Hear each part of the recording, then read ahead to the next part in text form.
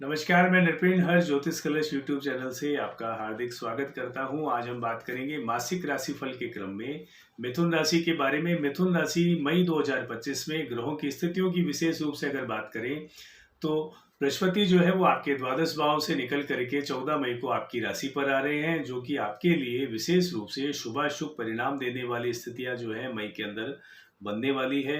वहीं बुध जो का प्रभाव जो है वो भी आपके इस माह जो है आप पर अच्छा रहने वाला है। मई के महीने में बुध का प्रभाव भी जो है आपकी राशि पर आपको देखने को मिल सकता है। 7 तारीख से बुध का राशि परिवर्तन जो है होगा और वो आपके लिए बहुत शुभ फलदायी रहने वाला है। और आपके लाभ स्थान पर जो है बुध का आना और बृहस्पति का मूल रूप से जो है आपके परिवर्तन होना, ये दो प्लैनेट जो है वो आपको मई के महीने में बहुत अच्छा बूस्ट करने वाले हैं और आपको कुशाग्र बुद्धि के साथ साथ आपके डिसीजन लेने की क्षमताओं को भी जो है बढ़ाने वाले हैं। और बृहस्पति आपके पराक्रम को बढ़ाएंगे, जहां बुध आपको सही डिसीजन जो है देने की क्षमता देते हुए आपको सही डिसीजन करवाकर आपको लाभान्वित करेंगे। सूर्य का भी जो है मेष राशि में जो है आना, उच्च के होकर ना, ये भी एक अच्छा साइन जो है मई के महीने में आपको देखने को मिल सकता है।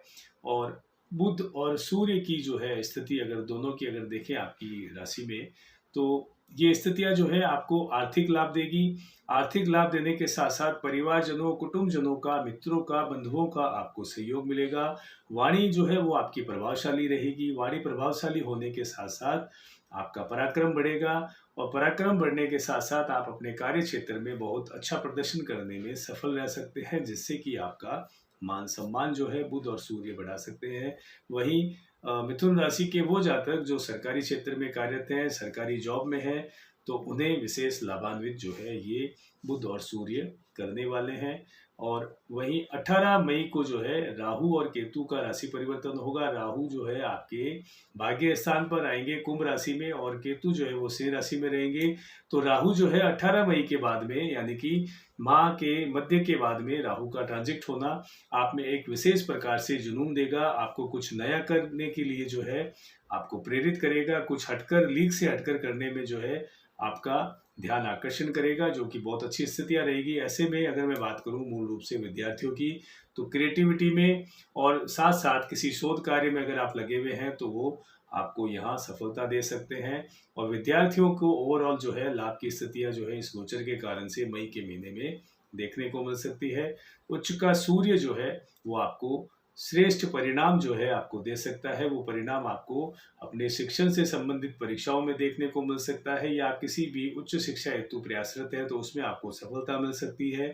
साथ साथ अगर आप अभ्यर्थी हैं तो आपको उसके श्रेष्ठ परिणाम जो है आपको मिल सकते हैं। तो बहुत अच्छी स्थितियां अभ्यर्थियों और विद्यार्थियों के लिए भी बनी हुई है। कार्य क्षेत्र की अगर मैं बात करूं तो कार्य क्षेत्र में जो है परिवर्तन का समय रहेगा।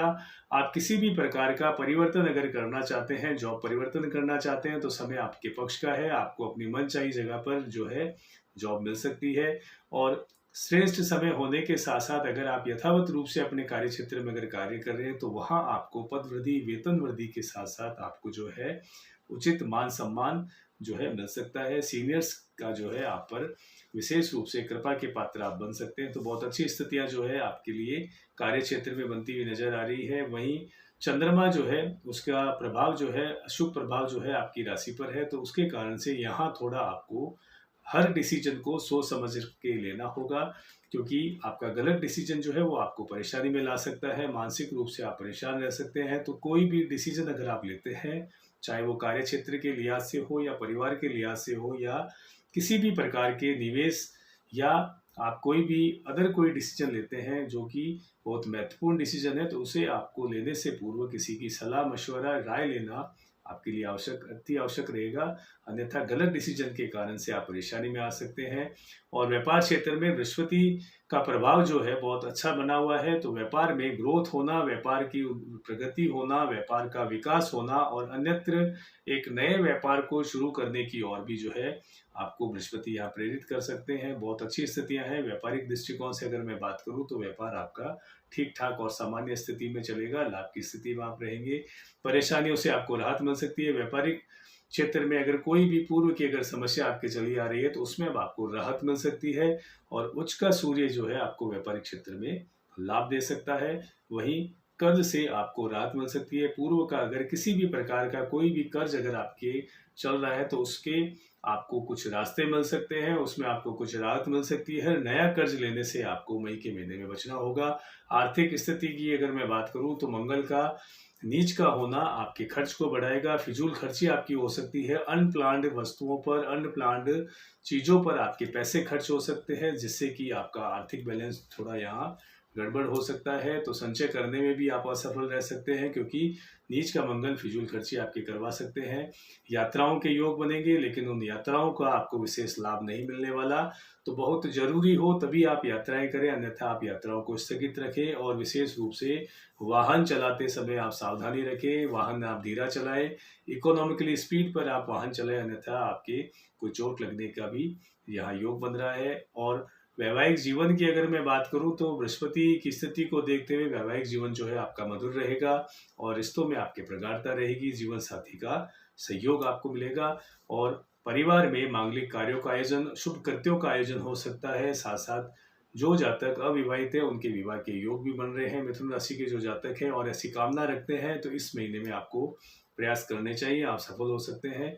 वहीं ऐसे जातक जो संतान प्राप्ति की कामना रखते हैं, मिथुन राशि से रिलेट करते हैं, तो उन्हें भी प्रयास करना चाहिए। संतान प्राप्ति के योग भी जो है बन रहे हैं। ओवरऑल अगर मैं बात करूं तो यह गोचर की जो स्थिति है मिथुन राशि वालों को हर क्षेत्र में शुभाशुभ परिणाम देने वाली है। मंगल नीच का होने के कारण से आप संचय करने में जो है यहाँ सफल नहीं रह पाएंगे। अगर आप फिजूल खर्ची करते हैं तो ओवरऑल जो ध्यान रखने योग्य बात यह है कि आपको फिजूल खर्ची पर जो है यहाँ आपको कुछ बैरियर्स लगाने होंगे, ध्यान रखना होगा। फिजूल खर्ची पर आपको नियंत्रण करना होगा। वहीं आपको कोई भी अगर आप डिसीजन लेते हैं तो आपको सोच समझ करके लेना होगा, क्योंकि आपका गलत डिसीजन जो है चंद्रमा की स्थिति के कारण से हो सकता है।